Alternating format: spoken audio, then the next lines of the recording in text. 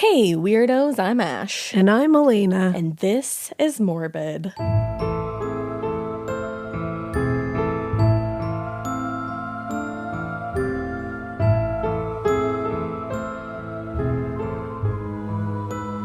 And I'm sick. She's like very loopy. Did you take Dayquil today? No. You didn't take anything? I didn't. You're so loopy today. I'm raw dogging the day. Whoa. Settle down, brother. It's been very funny up in the pod lab today. It's been we're good time gals today. We are. Mikey included. Mikey is part of the good time gals. What's up with you? How's your, what day is this coming out? You're like, what's going on? I think this comes out like after Thanksgiving. Yeah. So like, how was your Thanksgiving? But it was great. You were there. Yeah, I was. I was just looking for things to chat about. You fucking I'm asshole. just being a dick. You douche. We just started screaming at each like, other. fuck you. We just turn off the mic. Just an hour of silence. No, the Thanksgiving was great.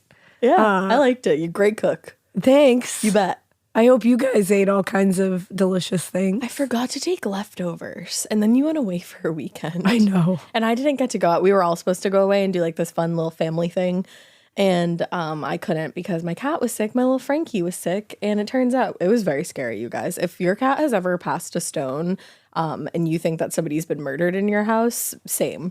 The amount of blood that I was finding just in various spots throughout my house, I was like, oh my God. That sounds terrifying. It was so scary. And we knew that Franklin like wasn't feeling well because he gets super cuddly when he doesn't feel well.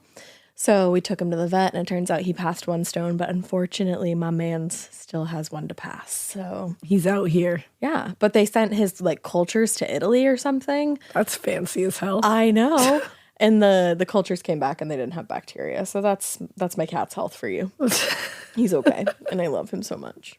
Thank you. We love Frankie. Frankie forever. You Frankie's and Franklin great. have a spiritual connection. We really do. No, you do. And Franklin doesn't like very many people. No, that's what makes me feel so good. Yeah, he loves you. Because he'll come up and snuggle me on my lap. Yeah. And he's not snuggly with just anybody. No like way. even Drew, he's like sometimes snuggly with, but most of the time it's just me. But me, always snuggle. Always. I know. Always. Me and Frankie for life.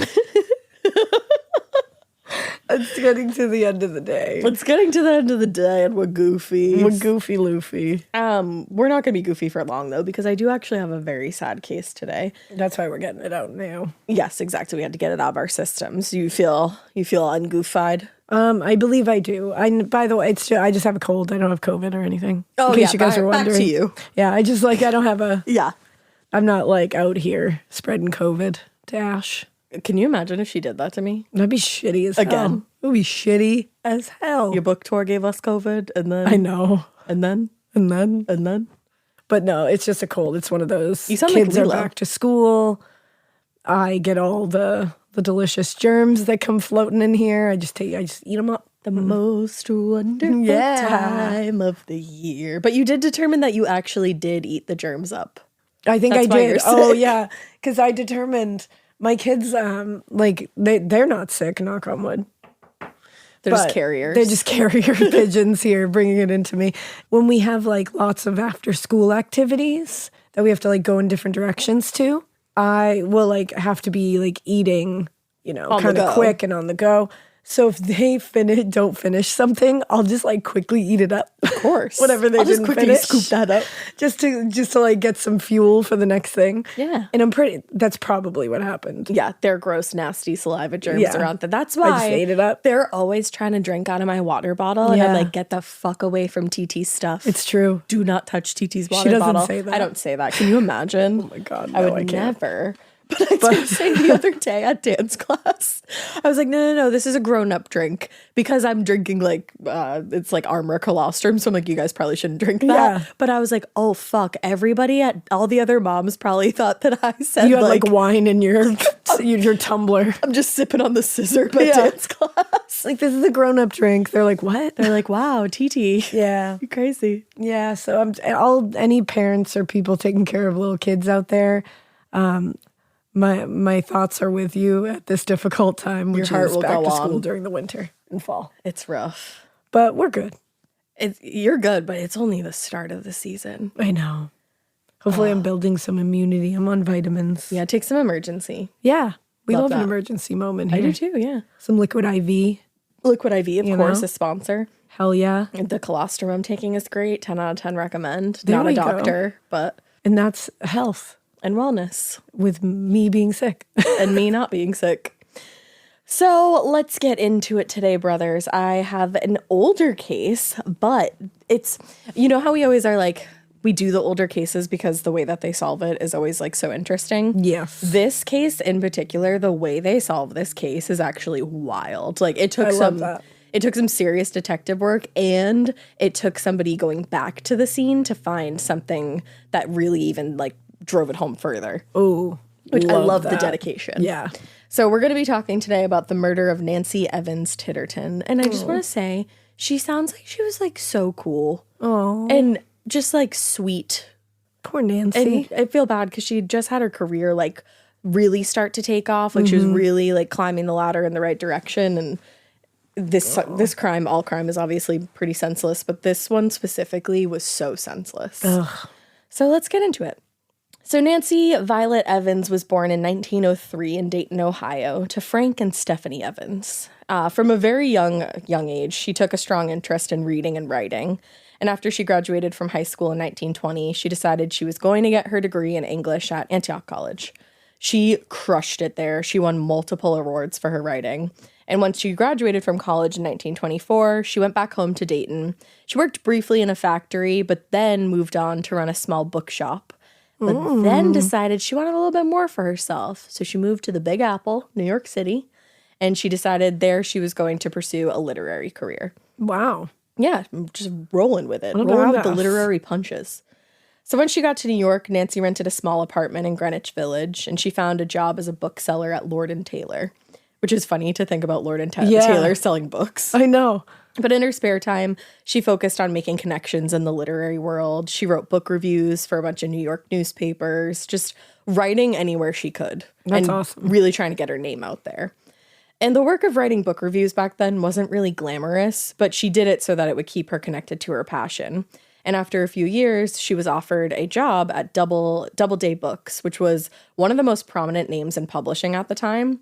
And there she was instrumental in building the company's nascent but increasingly popular Crime Club series. Oh. Which was a true crime series. That's pretty cool. Yeah, so she had an interest in that. One friend later told reporters, the principal thing about Nancy was that she was not flashy in any way. She'd rather discuss a new book, I think, than anything. Oh. She wasn't interested in politics or parties or clothes, as most women are. So in 1927, Nancy met Lewis Titterton, a British man who also loved literature and writing just as much as she did. Lewis Titterton had been a star academic at Harvard and at Cambridge University. Damn. So very educated man. He studied Middle Eastern languages there before he took a job as the assistant editor at Atlantic Monthly, which was a really, really impressive achievement for somebody who was still in his 20s. The job at Atlantic opened doors for him in the literary world, and within a few years, he moved on to a position as associate editor at the Macmillan Company, one of the biggest names in publishing as well. And like Nancy, he also spent his spare time writing book reviews. Huh? Which you just think of the two of them, and they're a good couple, don't worry. You just think of the two of them. Please tell me I can like them. Yeah, just like sitting at home, writing book reviews together. Like, that's just such a cozy life I felt they were living. That. They dated for 2 years, and then they got married in October of 1929 in a small ceremony at the little church around the corner, famous landmark in New York City. And not long after their wedding, they moved to the Beekman Place apartments on the east side of Manhattan. Now, in the few years that followed, Beekman Place would actually gain quite some notoriety for a series of unconnected murders, beginning in 1935 when Vera Stretz murdered her boyfriend. And then that was followed by Nancy Titterton's murder 6 months later in 1936. And finally, the murder of Veronica Gideon in 1937, which we actually just recently covered. Yeah. So interesting. Jeez. Yeah. You just wonder what the energy was in that place. You know? In a tragically ironic twist, actually just after moving into Beekman, Nancy wrote to a friend about how much she loved her new place. She said, "I'm so glad to get out of Hell's Kitchen. Even though we had bars on the window, I never felt safe there. Nothing could happen to anyone on Beekman Place." Oh, no. Which very much could. Oh, no. But Nancy and Lewis had a lot of good years before tragedy visited Beekman Place. By then, Lewis had accepted a new job as the chief of the script division at NBC Radio. And for somebody who spent his entire professional life focused on literature and language, this new position was difficult. But as Harold Schechter wrote, Lewis was, quote, intent on elevating the cultural quality of radio programming. It's like really heady people, you know? Yeah. At the same time, Nancy had made a major transition of her own. She actually left her job at Doubleday to focus on her own writing full-time. At first, her success was pretty slow to come. She published a few stories in various literary magazines, but she was really struggling to find her home as an author. Then, in 1935, Story magazine, which was a prestigious journal known for launching some of the biggest authors of the day, they offered to publish her short story called I Shall Decline My Head. It was a story about a, quote, old man adrift in dreams of the past. So the story actually caught the attention of some major players in the publishing world, and some of them called her a writer of exceptional literary merit. Oh, that would be amazing to hear. Yeah, absolutely. So after that, Nancy was offered a contract for her first novel, which was published by Story Press, a new publishing imprint of Story magazine. She had just really found like big success writing. Seriously. But unfortunately, it was short-lived. On the morning of April 10th, which was Good Friday, 1936, Lewis finished his breakfast around 8 in the morning and left to head into his office just a short time later. When he arrived, he found what he described as an amusing letter from a friend. So a little after 9 a.m., he called Nancy to tell her about the letter. This was the first of 2 calls that Nancy got that morning. The other call came from her friend, Georgia Mansbridge. She spoke with Georgia for a few minutes and then hung up around 10:15 a.m. She and Georgia made dinner plans for that night, and Georgia later told reporters, I feel sure no one was in her apartment when we spoke. Now, nobody heard anything from Nancy until about 11:30 in the morning, when Onita Smithhead, a maid in the apartment just below the Tittertons, actually heard somebody in the building yell, Dudley, Dudley, Dudley. And then the voice suddenly went quiet. Dudley Mings was the building's handyman, so whoever this was presumably calling out for him. According to author Harold Schechter, there was an urgency to the cry, but since the tenants routinely shouted for Mings whenever a toilet overflowed, a ceiling light blew, or a sash window wouldn't open, the maid disregarded the cry, just thinking it was nothing more than that. Yeah. Which you can understand. Yeah, of course. So a short time later, a delivery boy from a local dry cleaner also arrived at Beekman Place. He had a dress for Nancy, and he was under the impression that she would be home, but after ringing the bell several times and getting no answer, he left. Just was going to deliver the dress at a different time. Yeah. At 4:15 p.m., another delivery arrived. This time it was an upholsterer, Theodore Kruger, and his assistant, John Fiorenza. They were there to deliver a love seat that Nancy had reupholstered. And after climbing the 4 flights of stairs, they were surprised to find that the Tittertons' front door was actually open slightly. Oh, that must be so ominous. Yeah. Kruger knocked on the door loudly and didn't get any response, but he assumed that maybe they left the door open for him so he could deliver the love seat, like they knew this delivery was coming. So the 2 men entered and they set the sofa down. Kruger left the bill on the seat and he intended to call later, but as they were making their way downstairs to leave, he realized that he didn't have their phone number, so he wasn't going to be able to call them and make good on this. So he went back up to the apartment to get the number before he and his assistant left. He later told the police, I found the phone in the bedroom and took the number. And as he was turning to leave, Kruger noticed that the bathroom light was on and that the door was slightly open. So he went over and knocked, which pushed the door open just even wider. Standing in the doorway, he could see a woman's nude leg hanging over the side of the tub. He called out to her loudly, but there was no sign of movement. Now, even more concerned, he inched closer to the tub and he looked inside. And he later said, my knees began shaking and I felt sick. I shouted to Johnny, my God, something's happened to the missus. Call the police. Ugh. So Kruger's assistant did as he was told. And despite having not been in the bathroom at the time or having been told what his boss had discovered, he told the officer on the other end, there's a woman tied up in the bathtub. That's suspicious. That's weird. Yeah. So homicide detectives arrived at the apartment a few minutes later, and they confirmed what Fiorenza had claimed on the phone. Nancy was laying face down in the tub. She was nude except for a white slip around her waist and the pink pajama top and housecoat that had been tied around her neck and used to strangle her. That's awful. There was really no sign of a struggle in the apartment, So detectives concluded that she had to have known her attacker and most likely let him in voluntarily. That's even worse. Based on the state of disarray in the bedroom, they assumed that some kind of assault had occurred there. The clothing that Nancy had been wearing that morning was strewn about the room, and it looked actually like it had been ripped from her body. So there was evidence of a struggle for sure. Examining the body, the medical examiner Thomas Gonzalez found ligature marks around her wrist and surmised that Nancy had been bound and most likely sexually assaulted before her pajamas were double knotted around her neck, and she was dumped in the bathtub. Holy shit. Just thinking of her pajamas being used to strangle her is so dark.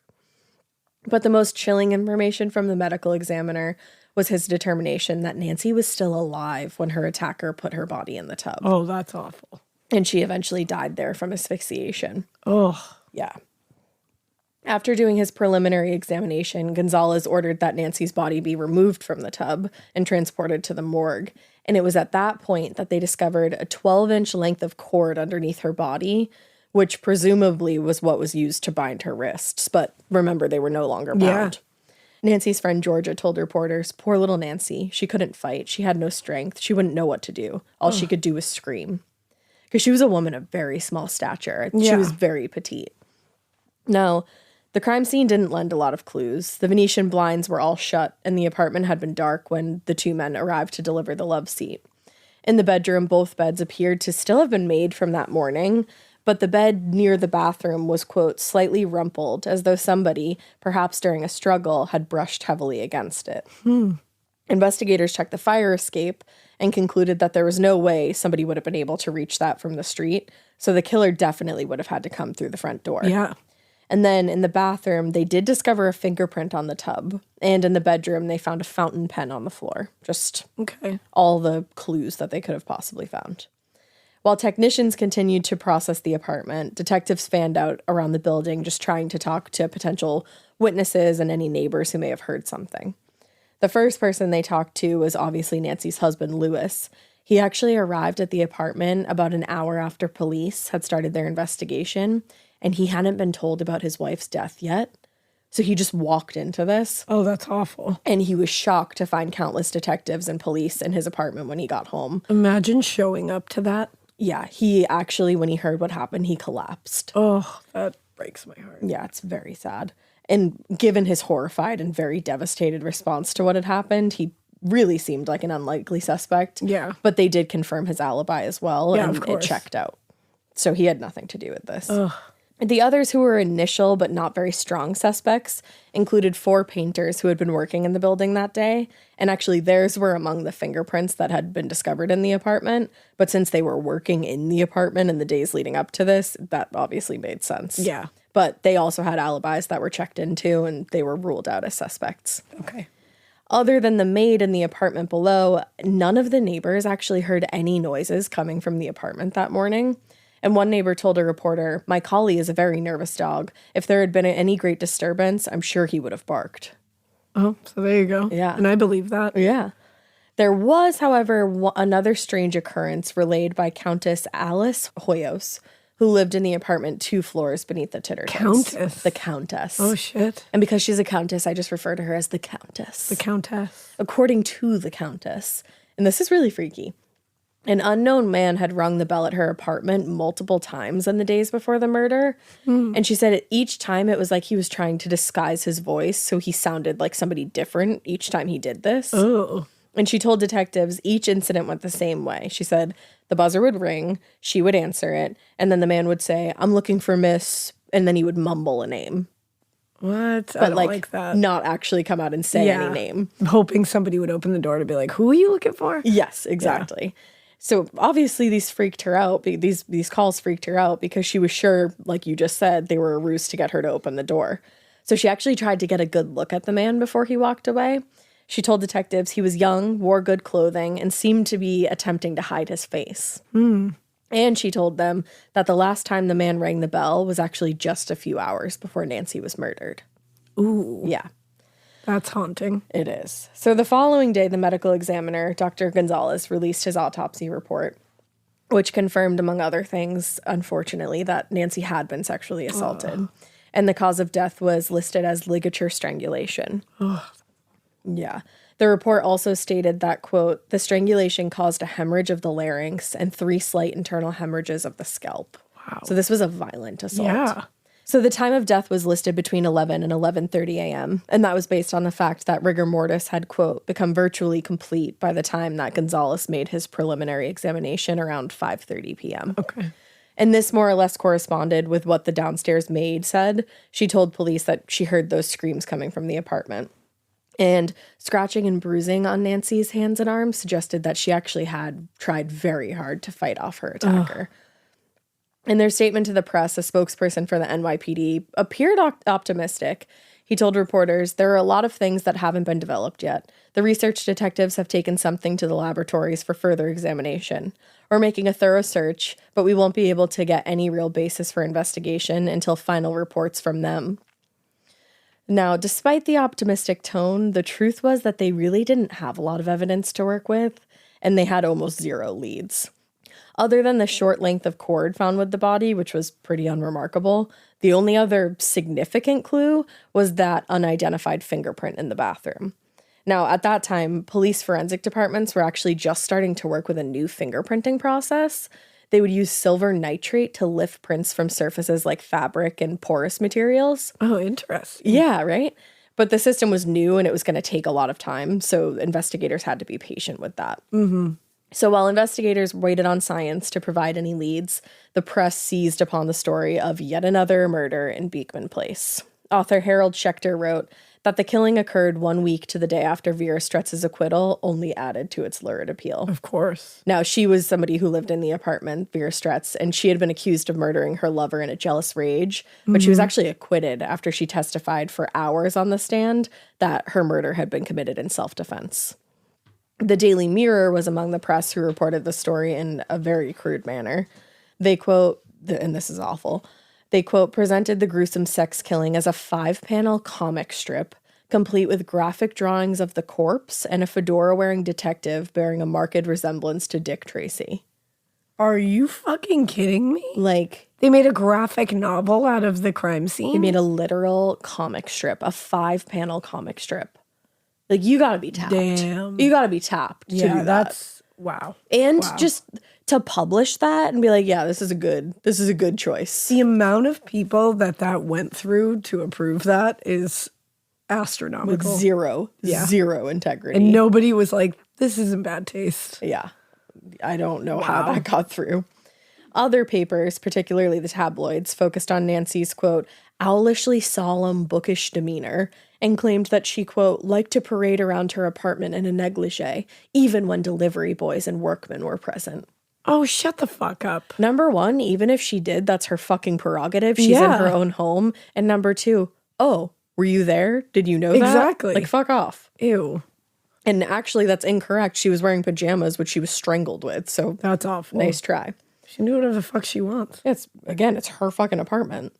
But the more reputable outlets like the New York Times focused on the scientific aspects of the investigation, drawing comparisons to other recent cases where science actually played a critical role in catching the killers, like Richard Hauptmann, who was found responsible for the Lindbergh baby kidnapping and murder. A New York Times reporter wrote, test tubes bubbled, microscope experts bent over slides, and a group of police researchmen pondered possibly important notes yesterday. Fields of science almost ignored heretofore were entered yesterday, and some of the methods of scientific investigation suggested in the Hauptmann case have been resorted to. I just love how they used to talk. I was just going to say, I love the heretofore of it all. Heretofore. Yeah. That's a fun, that's got a nice mouthfeel. It does. Heretofore. Heretofore. Now, within days, the tabloids had resorted to sensational tactics like hiring psychic mediums to comment on the identity of the killer.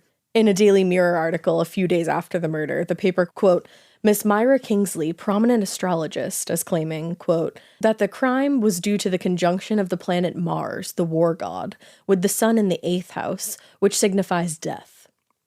Okay. She also consulted Nancy's chart and deduced, quote, the murderer was an older man and that he either came from or has gone to a distance since the crime was committed. Okay. Which it's like, there's a time and a place for astrology, and I just don't feel like it's here. I don't think it's here. And I don't know what somebody's chart can tell you about the person that murdered them. Yeah, I don't know about that. Like, I know your chart can tell you a lot about you, Yeah. And, you know, maybe when you're going to die, but it just feels inappropriate. Yeah, this just, especially with how everybody else is treating it, like, let's not. Yeah, and it's like, it'd be one thing if, like, you know, for some reason her husband wanted to consult with an astrologist about this, but it's a tabloid. To just take it upon yourself is really wild. Yeah, but she wasn't the only one. The Mirror were not alone in their tacky, sensational journalism. The New York Post, not wanting to be outdone, consulted their own astrologer, Belle Bart, and she claimed the murderer is German or English, has a light complexion, takes drugs or drinks, met Miss Titterton in the fall of 1935, and escaped from Beekman Place in a southwesterly direction. Again, Okay. I don't know how astrology would tell you that. Yeah. Like, I'm not sure about that. astrology is not going to tell you how and where this man escaped to. Like, that doesn't make any sense. No. Meanwhile, actual detectives focused on the few pieces of evidence that they did have in the case, and the biggest piece among them was the length of cord found in the bathtub. Unlike a traditional rope that you would expect to find in a case like this cord was thin, and it looked like the kind of cord found on the blinds in the Titterton apartment. Oh. But all of the cords in the apartment blinds appeared to be intact, so it wasn't from them. But given the length, a little over 12 inches, it seemed unrealistic that it would have bound Nancy's hands for very long, so detectives theorized that it had to have come from a longer piece of rope. Okay. And if that was the case, they believed, quote, the killer, intent on removing all physical evidence, had sliced off the rope and carried it away with him. However, in his rush to get away, he must have missed the shorter piece concealed under Nancy's body. Oh. And they were correct. Okay. Now, Nancy's funeral service was held on April 13th and attended by over 200 people. Wow. And that's telling. That's very telling. That same day, investigators released another statement to the press, this time to address the growing number of rumors in the press that Nancy had been having an affair and was murdered by her lover. Oh my God. Which was just completely untrue. Seriously. Assistant Chief Inspector John Lyons said, "We are satisfied now that Mrs. Titterton voluntarily admitted the man. This does not mean, however, that he was a lover or a close friend.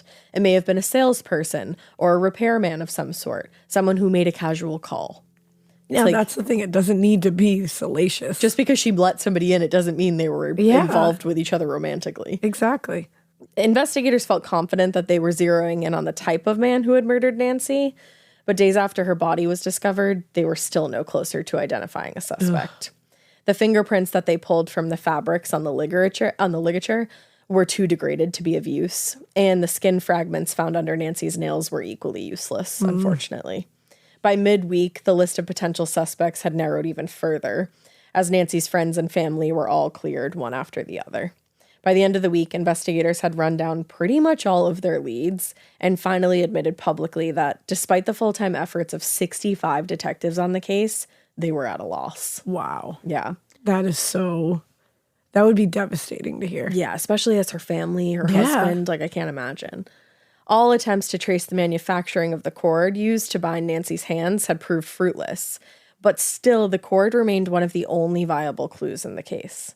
And finally, on April 17th, detectives got a break in the case when a representative from the Hanover Cordage Company in York, Pennsylvania, contacted them to confirm that that cord was one of many created in their own factory. Wow. Which is like, that's crazy. Yeah, that is crazy. According to the representative from the company, the cord contained istli, which is a fiber nearly unique to their product, which led them to believe that it was one of theirs. And they also mentioned that it was commonly used in furniture upholstery. Oh. Okay. They gave detectives a complete list of their distributors, and investigators started tracking the various shipments from the distributors to see if any cordage had made its way to service people in or around Manhattan. After combing through a very large number of records, detectives finally traced a shipment to a New York City distributor who had among their clients Theodore Kruger, an upholsterer on the Upper East Side, and the man who had discovered Nancy's body, remember? Because remember, she was getting a delivery from an upholsterer on the morning of her murder.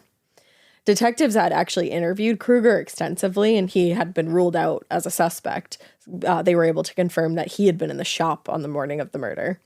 His assistant, John Fiorenza, on the other hand, had not been ruled out.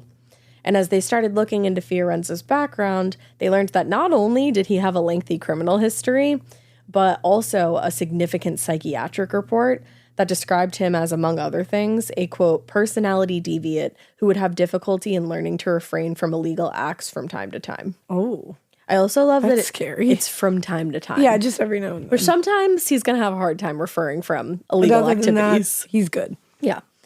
The more detectives learned about John Fiorenza, the more convinced they became that he was the most likely killer amongst their suspects. He was described as a, quote, grade school dropout with a dull, normal IQ and a face fixed in a perpetual smirk. I love the dull, normal IQ. They're like dull and normal. They're like so boring. Way to have a normal IQ. Boring. So fucking dull. I love that. Describing something as dull just hits. It does hit. Like, you're so dull. That word just has like a it really does. Yeah. But it seemed that he just really didn't have a lot going for him. No, there's really nothing that sets him apart. Yeah, never really had. At the time of the murder, he was a 24-year-old apprentice living with his mother and her second husband in Brooklyn. And he was, quote, withdrawn to the point of extreme social isolation, which is scary. Yeah. His stepfather told a reporter, and this was crazy, that, quote, Johnny had only spoken to him no more than 7 times in the past 11 years. What? His stepdad, whomst he lived with, had spoken to him no more than 7 times in 11 years. Holy shit. Like, what? When you said extreme, you meant extreme. Yeah. That's like agoraphobia, isn't it? Something akin to that. Yeah, maybe. Is there something, adjacent to that? I would say? Probably. Like, he left the house, but it was like a social agoraphobia, it was just like, I guess. Like extreme. Yeah. Whoa. Like, that's just like, I'm a quiet person. Yeah, you would consider yourself an introvert. Yeah, I consider myself an introvert, and that is mind-boggling to me. Well, because you're living in the same home as somebody. Like, you don't even... and you're living in New York, so presumably you're living in an apartment. And you don't just, like, exchange pleasantries in the morning. That's the thing. I'm like, what's going on there? I'm also like, what did you say in those 7 times? Damn. Yeah. He also, it was said that he hadn't started dating until a few years earlier. And he's 24, so of course that's a bit unusual. But he had started seeing his girlfriend, Pauline D'Antonio, and he was planning to marry her in the fall, actually. They were engaged. Okay. Yeah, but his criminal history went back more than a decade, and his first arrest happened when he was 12 years old. I mean, that's not great. That's not great. It's not a good start. No, he had stolen a bicycle, and since then he had just been in and out of trouble with the law on a regular basis. Jeez. For the most part, the crimes that he committed were petty. They were like thefts, but there was a grand larceny charge for stealing musical instruments from a store. Okay. And during one of his periods of incarceration, he was examined by a prison psychiatrist who described him as a, quote, neurotic type of personality deviant. With him, the wish is father to the thought and leads quickly to action without consideration or foresight. Interesting. Yeah, more simply put, he was the type of person who acted very impulsively and based on what he wanted in the moment without any kind of consideration for consequences. I see. And this, the psychiatrist believed, was supported by his many brazen crimes, including stealing cars in the middle of the day, in full view of crowds of people, but just because he wanted to take them for a joyride. Damn. But would literally just like break into a car and take it. It's like, whatever. And just didn't give a shit. It's mine. Yeah. Now, despite John's criminal history and dull personality, So dull, Theodore Kruger had taken pity on John and hired him, like we said, as an upholstery assistant 3 years earlier. Upholstery was a skill that John had actually learned during one of his prison stays. For the most part, his job was just to sweep up the studio, keep the front windows clean, help out with deliveries, but occasionally Kruger had him assist with more complicated tasks. As far as Kruger was concerned, John was, quote, good-natured, but not very quick-witted. And his criminal record, which Kruger described as being over little things, had kept John from finding success. Okay. Kruger thought that John seemed determined to better his life, though, and he found that to be an admirable quality, so he took a chance on him. Which I get that. Yeah, and Kruger seems like a nice guy. Yeah, seems like an admirable quality. Yeah, if somebody is showing seems you... like they really are. Yeah, exactly. In fact, the morning that they were to deliver the love seat to Nancy Titterton's apartment, John had arrived a few hours late to work, telling his boss that he had been at an appointment with his probation officer. So that's interesting. I was going to say probation officer. Okay. Yeah, but still, he's checking in with his probation officer. So Kruger's like, he's doing the right thing. He's being a good kid. Like, he's doing what he needs to do. Yeah, he's trying to better himself. Yeah. Now, although they had traced the cord back to Kruger's shop and they were pretty confident that they had found their killer at this point, investigators knew that the cord alone was not going to be able to hold him for very long, and especially not on a murder charge.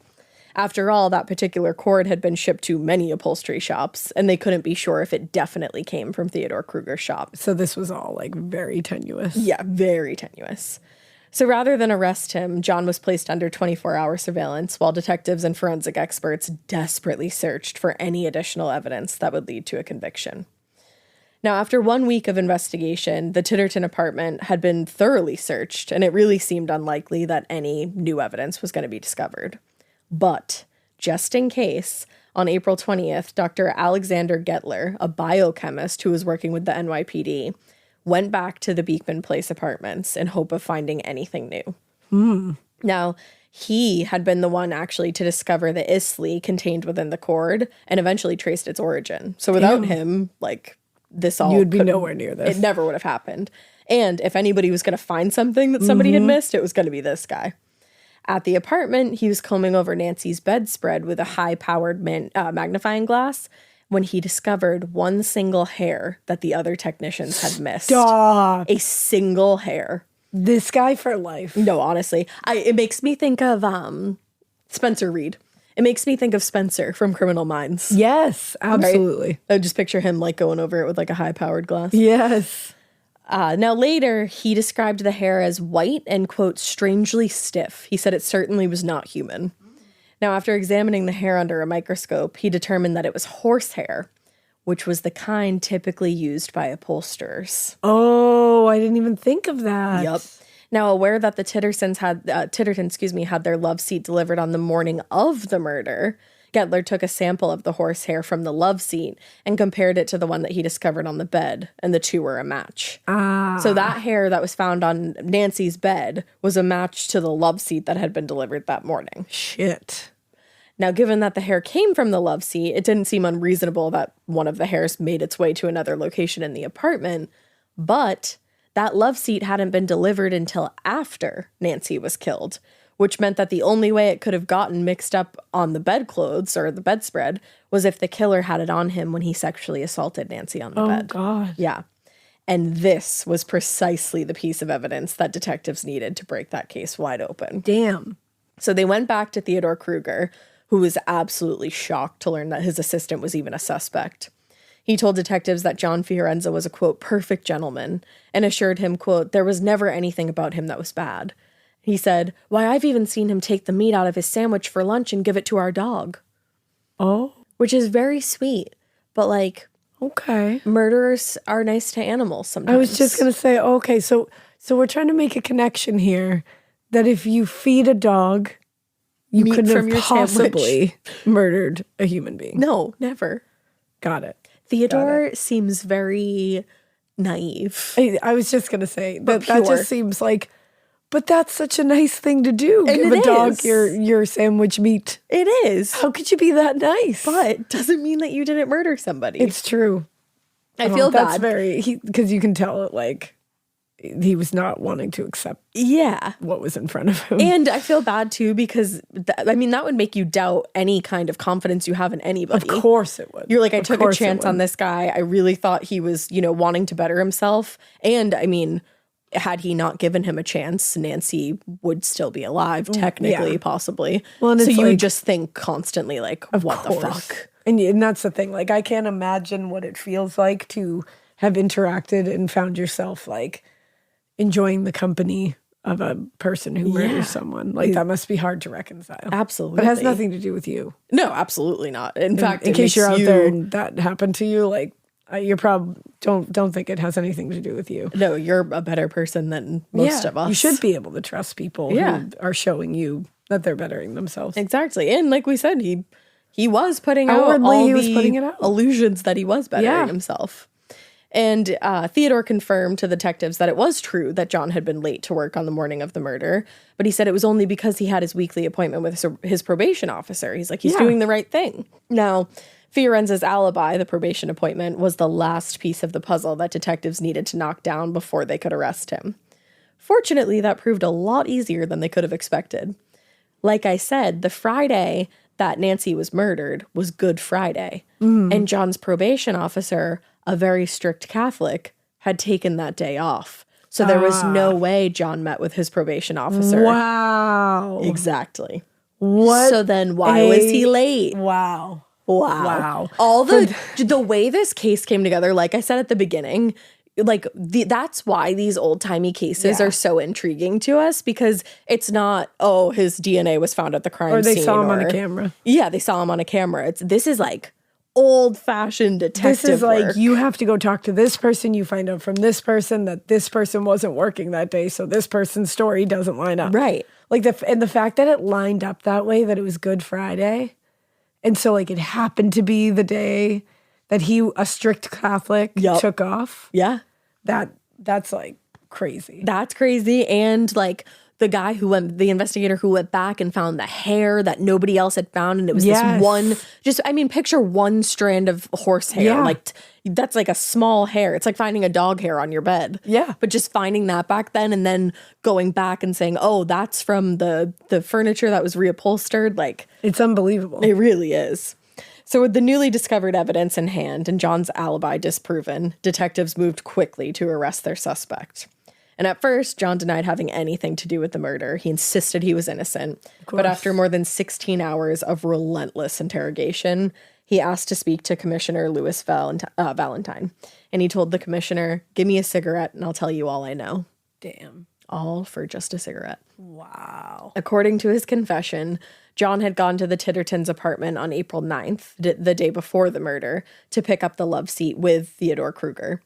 And as soon as he saw Nancy, he said, the idea came to me of doing what I did to her afterward. Oh my God. Yeah. As far as he could tell, Nancy was a slight woman, just about 100 pounds. He said she seemed gentle and soft-spoken, so he was pretty sure she wouldn't put up much of a fight, which he was wrong about because she did. Fuck that guy. And the next morning, he called Kruger to say he'd be late, and then he grabbed the 52-inch length of cord he'd taken from the upholstery studio the day before and made his way to the Titterton apartment. When he arrived there, he rang the bell, and Nancy released the door to let him in because she knew who he was. Yeah. Upstairs, he told her he'd come about the love seat, and he wanted to know where she wanted it. He said, just to get her in there, I asked her, didn't she want the love seat in the bedroom?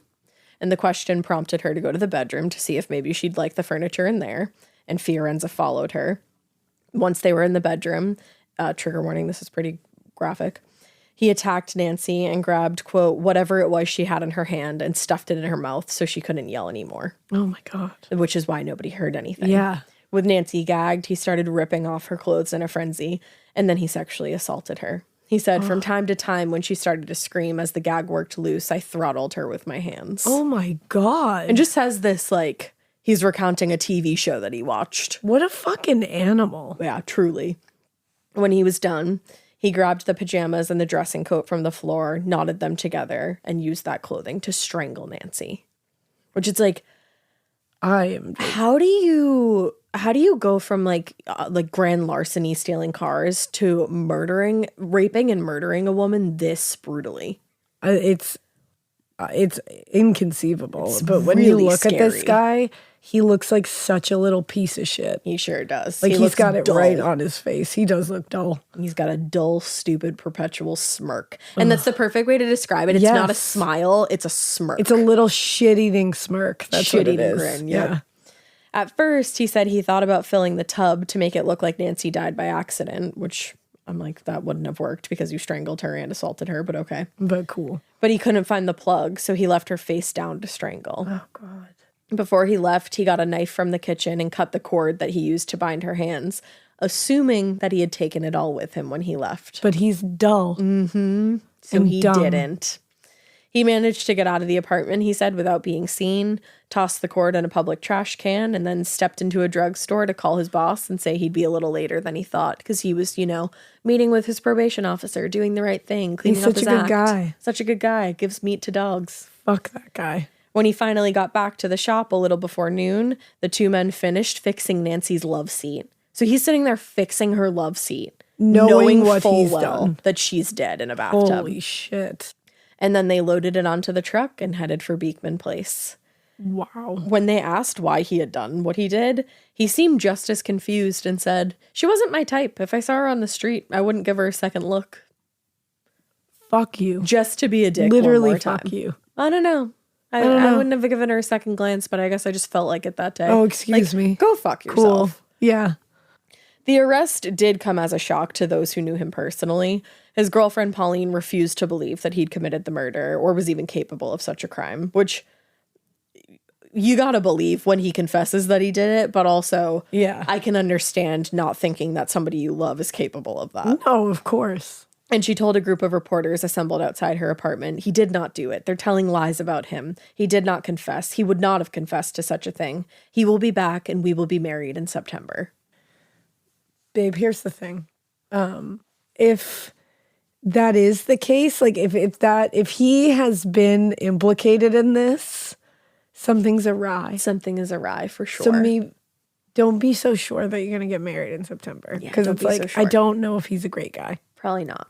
You know? If he's implicated in this, most likely not. Obviously, we see cases where false confessions happen and yada, yada, yada. This is not one of those. This exactly is not one of those. And I'm just like, he has a shit-eating grin. You got to be careful of those ones. Yeah. Honestly, good for her that she was able to get away eventually. Honestly. Now, and this is sad, obviously. John's mother was similarly stunned. She told reporters, Johnny was a good boy. He had a girl. They were going to be married. Like, murderers do sometimes get married. Theodore Kruger echoed the disbelief, telling reporters, he was a nice boy, I always thought. Why, I remember when he saw the body, he said to me, this must be the work of a maniac. That's the other thing. It's like, we can look at it from this side and be like, no, like he did it. Come on. But these people were spending every day with him. Exactly. These people were actually getting to know him and again, there's so many people in my life that if something like this happened, I'd be like, what? No way. You know what I mean? Like, I can't think of one person that I'd be like, oh yeah, probably. Yeah. You probably shouldn't have someone in your life if you think that. His mom, his girlfriend, and somebody he worked every single day with. And I can't imagine working with somebody, discovering a body with someone and having that experience. And then finding out they did it. Finding out that they did it and reacted in the moment like so normally, like you would expect. Like organically. Yeah, like, this must be the work of a maniac. Meanwhile, he's the maniac. No, that would be really, like that would fuck you up. That would fuck you up for a long time, sure. definitely. Now, despite their disbelief, John was arraigned the following day on charges of rape and first-degree murder, which, again, he confessed to the crime. After the arraignment, he accompanied detectives back to the Titterton apartment, where he reenacted the crime and also retraced his escape route.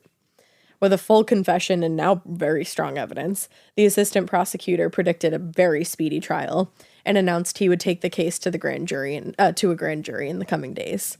The judge at the arraignment, magistrate, I think it's Aurelio, commended the police and the prosecutor's office for their efficiency and skill. He said, this case proves that no crime can be hidden from effective police work. As a citizen of this city, I feel extremely proud of the work done by the police. Honestly, they deserve that praise because this was really good police work. Incredible. Yeah. In his statement to the press, Commissioner Valentine, quote, did not conceal his satisfaction of the unraveling of a mystery. The press and even several of his own detectives had deemed unsolvable. Yeah. And look where they were now. He noted that not only was this the biggest murder investigation in New York history to that point, but he also emphasized the fact that it wouldn't have been solved without the dedication of more than 65 police officers. Mm-hmm. And, quote, the help of their technical research lab in Brooklyn and of the city toxicology laboratory. While detectives on the case were relentless in the pursuit of Nancy's killer, quote, science, Valentine told reporters, quote, played a deciding role in the solution. Yeah. Which I knew you would love. I love that. It was science. Science. It was.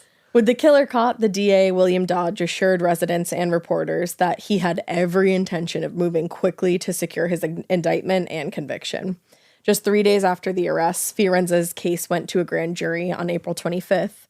And after reviewing the evidence and listening to the testimony from 8 witnesses, an indictment for first-degree murder was returned in less than half an hour. Whoa. Despite the hearing, Fiorenza's attorneys, quote, brought strong intimations that they would seek to have him declared insane and would assail the method with which his confession was obtained. Please. Yeah, ridiculous. They insisted, despite the fact that he confessed multiple times to rape and murder, that he actually had nothing to do with the crime and had actually been coerced into a confession. I doubt it. Yeah, me too. True to their word, though, the district attorney's office moved very quickly, surprisingly quick. And John's trial started May 20th, just a little over a month after the murder occurred. Anticipating that Fiorenza's team would go for an insanity plea, Dodge's office enlisted at least 4 highly regarded psychiatrists to argue otherwise. But to their surprise, Fiorenza's lawyer, Henry Klauber, made a different claim and again asserted that his client had nothing to do with the murder. He told the jury a fiend was on the loose and it was not this defendant who murdered Mrs. Titterton, as he pointed over to his client. According to the defense, another woman had been attacked in the area days before Nancy, and they intended to show that it was the same attacker and not John Fiorenza who was responsible for the murder. It's a good tactic. It's like, that's cool. Why did he confess multiple times then? Klauber's claim certainly wouldn't have been the first time a defense lawyer had attempted to pin the blame on just a mysterious unnamed person. Of course. But the problem was that he had no evidence to support his claim. Oof. And once the jury heard Fiorenza's full and very convincing confession read aloud in court, he changed strategies and started building that insanity defense. I love that he was like, I knew I was missing something. It was evidence. My bad. My bad. And just to be safe, his cross-examination of the detectives who took the confession indicated that he was ready to challenge it on the grounds of coercion. I think that's all he's got. He's playing a dirty game. That's all he's got. Exactly.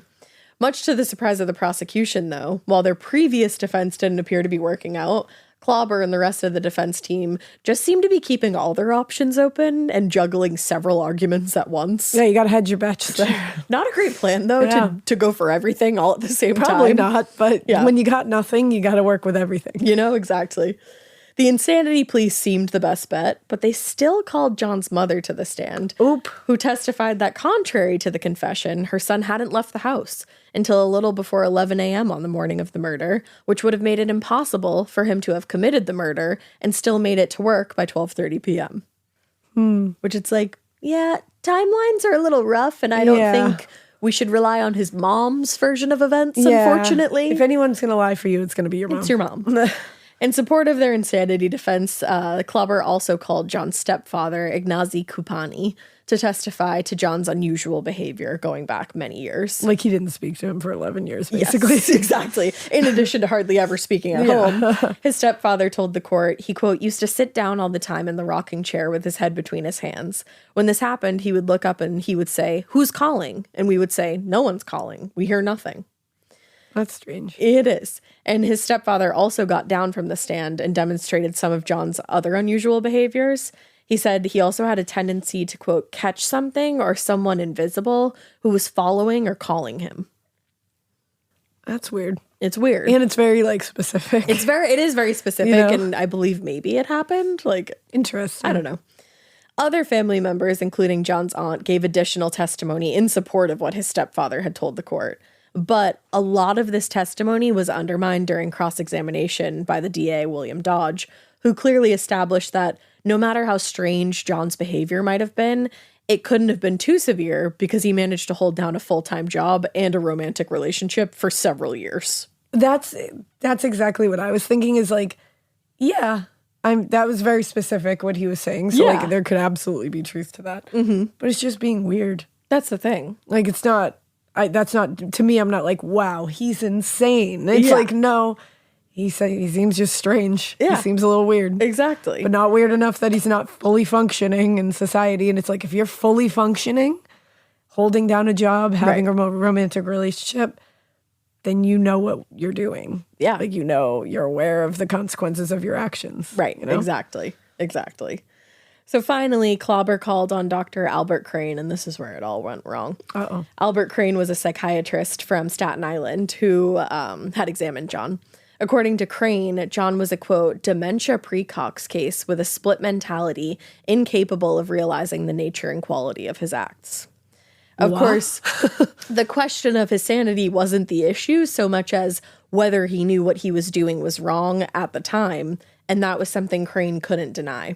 Okay. On cross-examination, Dodge asked the psychiatrist, quote, if he made a confession to the police and was then asked by an assistant district attorney to state the facts again, and he refused on the grounds that it would be used against him, would you say that he knew or did not know the nature or quality of his acts? Boom. So what a good, just can you answer that quick question, please? Yeah, could you just let me know? Could you remind me if that if that works out with your insanity defense? That was some top-notch lawyering. Now, Crane, who's literally sitting on the stand and knew that this is exactly what had happened in the case and had also sworn to tell the truth, had no choice but to undermine his own previous testimony. Oh. He replied, I would say that he was keenly aware of the nature and quality of his behavior at that time. Oh, no. So I could not stop there. I'd be like, so why did you say he was? So why? I'd be like, wait a second. So why'd you say that? Explain to me. Imagine as a psychiatrist sitting on that stand and you're a witness for the defense. Eek. And then the DA gets you that easily. Well, and it's like you just said some bullshit. Like you just laid down some bullshit. And then had to sit up there and undermine your own shit. Yeah, they just untie that bullshit with one finger. Yeah. Bloop. Also, it's giving Elwoods. It is. That's a mic drop moment. Truly.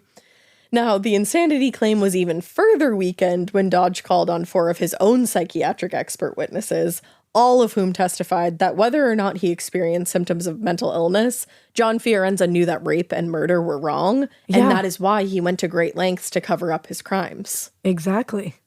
Clearly. Both sides rested their cases on May 27th, and at 3:30 p.m., the jury retired for deliberation. However, after 11 hours, the jury remained deadlocked, primarily over whether or not Fiorenza was insane when he committed the crime. Guys, he wasn't. If he was, they would have had the option of sending him to a state hospital for the rest of his life.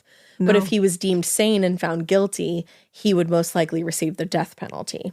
Which I can understand why they were having a hard time with that. Yeah. Like, having that decision on your own heart and head is heavy. Yeah, that goes on your conscience. Right. But finally, after nearly 20 hours of deliberation, they did side with the prosecution. And they found John Fiorenza guilty of the murder and rape of Nancy Titterton. I agree with that. He seemed pretty unfazed by the verdict, but those close to him were outraged. His father stood up and shouted, "It's not fair. He's crazy. He should not go to the chair. They should lock him up." Which you can understand. Yeah, and honestly, I agree. Yeah. In that sense. Yeah. Where it's like, that's hard. It's like, because that's his family. They know him better than anybody. I don't think he should be going to the death penalty because I don't really think it's, we've already discussed how we feel about that. But it's like, so I feel like he's got to be locked up. Yeah, I agree. Yeah. But on June 6, 1936, John Fiorenza appeared before the Court of General Sessions for sentencing, and he was formally sentenced to die in the electric chair. Damn. At the hearing, his attorney continued to push his insanity defense, telling reporters he doesn't even know what all this is about. He was more anxious to know when I can visit him in the death house, which is sad in some sense, Yeah. Under New York law, though, a guilty verdict in a death penalty case automatically triggers an appeal. But like in the initial trial, the appeals process moved quickly. Not surprisingly, John's attorney insisted that although his client had killed Nancy, he had only done so because of what his psychiatrist referred to as a mental confusion. I don't think so. I don't think so either. I don't see this. I think he's possibly mentally ill, but I think he knew what he was doing was wrong. He tried to cover it up. He went to her house the day before, decided that he wanted to kill her, came back prepared to kill her, raped and killed her, and then disposed of evidence. Exactly. And then later lied about it. Yeah. And at the scene, he said, a maniac must have done that. Right. That shows you he knew exactly what he had done. He continued to cover it up. That's why I can't, I'm not, a fan of the death penalty. It's Same. I don't think, he's crazy, but no, I don't think he is. I think he should spend the rest of his life in jail. Yeah, I think he's, in the negative connotation, a weirdo. Yeah, he's disturbed. And I think he needs to go to jail forever. Yeah. But that's it. Mm-hmm. I don't think he's insane. No. I don't think there's this whole confusion that they're claiming, I think, is highly exaggerated. There was also multiple, if you rape somebody before you kill them, there's multiple times at which you can stop before you kill them. And he didn't. So he went further and further. Exactly. He even said when she tried to scream, he would throttle her to stop her. Which that's showing tells you that he didn't want to be caught and he knew he was doing something bad and he did something awful to make sure it was covered up. Exactly. So fuck this guy. Exactly. Thank you. And now all of a sudden I'm like, fuck that. You know what? Fuck him. It's the part where his family talks about. Yeah, you feel bad. You feel bad for his family. A family of a monster who, you know, They're seemingly has too. nothing to do with what they've done. It's like, that's a whole different. I do feel bad for them. Yeah, you have to. Like, they are victims too in this whole thing. For sure. Arguing in favor of upholding the death penalty, though, William Dodge insisted, this man is a potential maniac. There is no reason for the state of New York to be cheated of the enforcement of the law by the pretense of insanity, which I kind of agree with. Mm-hmm. Although, again, don't agree with the death penalty. Yeah, but I think he's a maniac is a great way to describe him. Yeah, he's a danger to society. Exactly. He's Yeah. He called it. In his own a maniac words. did that. Yep. He knows what he is. And it's like he should be kept away from society for sure. I completely agree. Ultimately, his appeal was denied, and on January 22nd, 1937, he was executed in the electric chair at Sing Sing prison. Just prior to his death, he exclaimed, "You don't know all I've been through in this place. I don't know why they don't give me a chance." I know.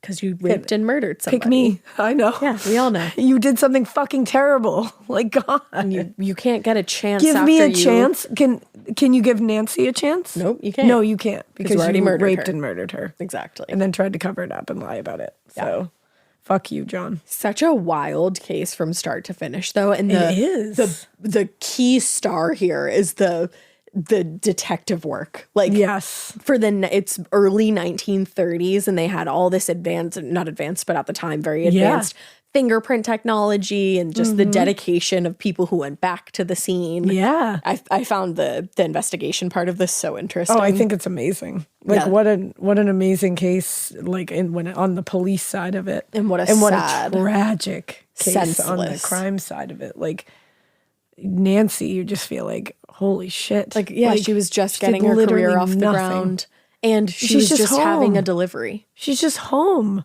We all get deliveries all the time. You let someone come into your home and plop down a piece of furniture, and you hope they're not there for nefarious reasons. Like, that's awful. I know, and her poor husband too. Like, it's stumbling awful. home to that. Yeah, that's awful. Very, very tragic case. Yeah, but very, very interesting on the investigation side. Like, for sure. But with all that being said, we hope you keep listening, and we hope you keep it weird, but not so weird that when you deliver something to somebody's house, you decide that you're going to rape and murder them, because ew, that's really fucking terrible, and you should stop yourself from doing things like that. Bye. Don't be a dick. Self-control is important.